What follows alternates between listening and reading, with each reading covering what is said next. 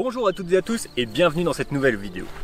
Pour cette vidéo, j'aimerais commencer par mes 3 dictons préférés en histoire. L'histoire est écrite par les vainqueurs avec le sang des vaincus, l'histoire est une arme et l'histoire est un mensonge. On va découvrir une personne dans cette vidéo qui a su mettre à profit ces 3 dictons. Certaines personnes le pensent simplement un petit citoyen alsacien qui a voulu promouvoir un petit peu sa région avec des petits dessins. D'autres pensent que c'est un Alsacien engagé et un patriote averti. Mais si l'histoire avait été réécrite, si cet homme n'était pas juste un homme raciste, utilisant tous les outils à sa disposition pour réécrire l'histoire telle qu'il aurait voulu qu'elle soit écrite. Un homme qui a détruit sa propre culture. Cet homme controversé s'appelle Jean-Jacques Waltz, plus connu sous le nom de Hansi.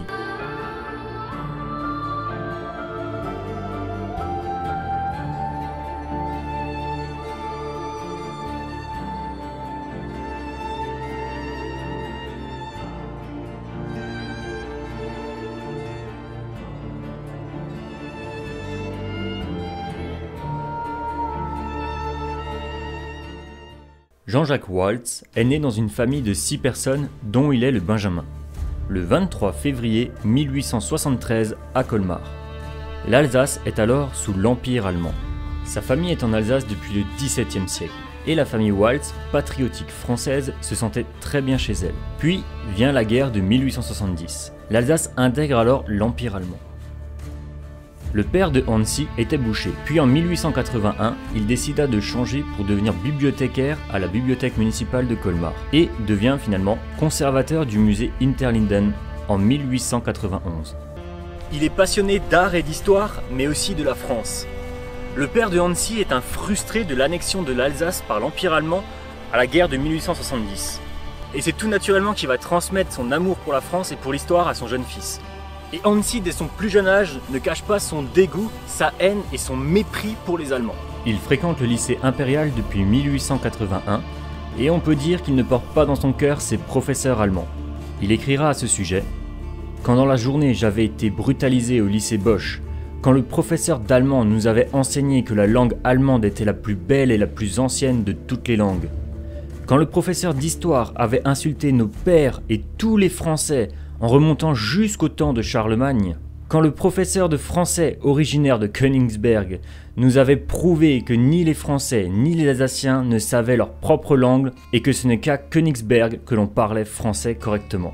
Quant à mon retour du lycée, d'où tous les jours je rapportais quelques gifles et quelques heures d'arrêt, j'avais rencontré les officiers insolents battant le pavé de notre ville, les fonctionnaires laids et arrogants, et que je rentrais chez moi, triste et découragé. Alors, pour me consoler, mon père me racontait combien notre petite ville était si belle au temps français. Son père le retire de ce lycée en 1884 et l'envoie à Lyon suivre des cours de dessin industriel, dans un lycée cette fois-ci bien français. Manque de bol pour Hansi, 2 ans plus tard il attrape une maladie du poumon et doit revenir sur Colmar.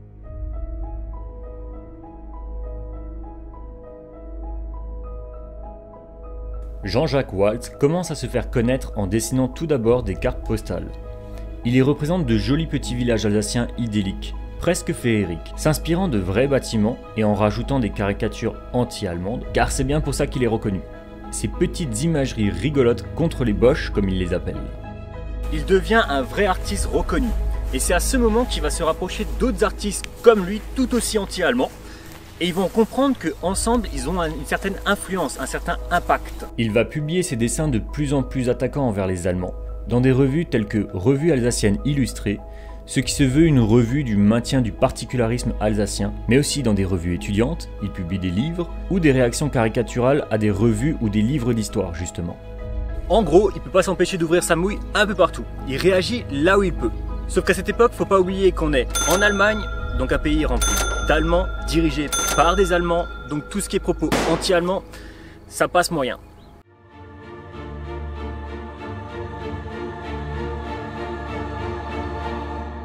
Il fallait s'en douter, Hansi eut quelques problèmes avec la justice allemande. En 1908, son nom ressort dans l'affaire Gness. Il s'agit du proviseur du lycée de Colmar qui disait dans un article publié dans le Strasbourger Post qu'il était plus que nécessaire d'enseigner uniquement en allemand pour ne pas permettre à l'armée française d'obtenir des renseignements de la part des Alsaciens. À ce moment-là, on est en 1908 et les tensions politiques par rapport à la Première Guerre mondiale se ressentent déjà depuis presque une dizaine d'années. D'où l'inquiétude du proviseur face aux étudiants alsaciens. Mais Hansi ne pouvait pas laisser dire ça, et il fera une caricature du proviseur, sauf que ce dernier portera plainte et Hansi sera condamné à 500 marks d'amende. Cette affaire est loin d'être banale et elle est très médiatisée. En 1913, Hansi est condamné à 900 marks d'amende pour avoir insulté la collectivité des Allemands venus en Alsace après 1870 dans son livre Histoire Alsace. Le 18 janvier 1914, il va se moquer publiquement de 2 officiers allemands. L'histoire peut sembler banale.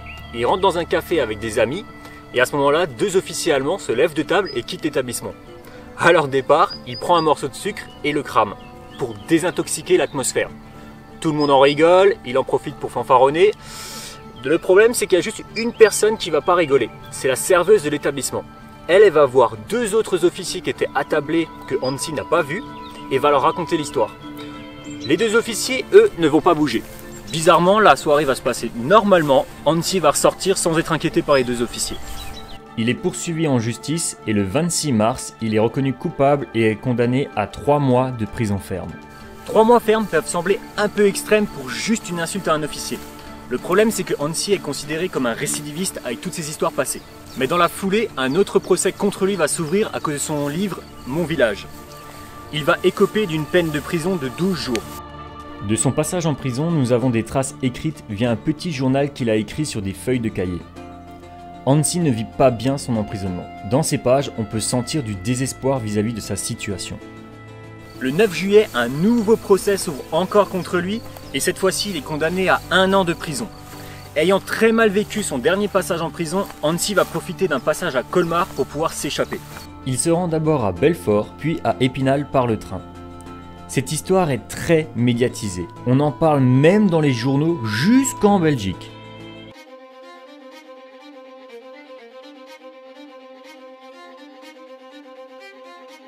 Hansi s'engage en tant que volontaire au 152e régiment d'infanterie en tant que caporal, régiment qui deviendra très célèbre sous le nom des Diables Rouges.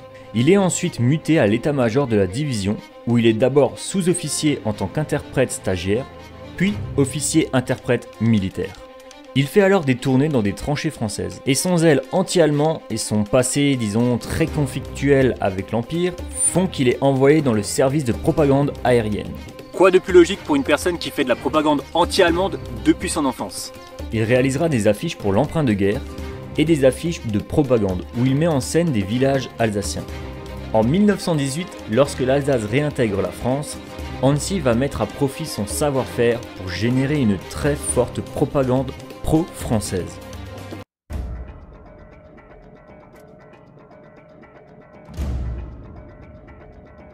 Il va écrire plein de livres, de revues et de dessins prônant l'Alsace française.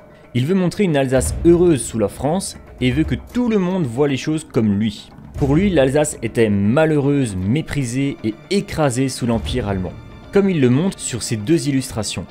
L'une montrant l'Alsace sous l'Empire allemand, c'est simple, on n'y voit que du travail et aucune joie. L'autre sous la France, avec des soldats aimables qui aiment discuter avec la population, des enfants qui jouent, des personnes vaquant à leur occupation gaiement, etc. Il veut vraiment générer cette image et croit que tous les Alsaciens pensent comme lui.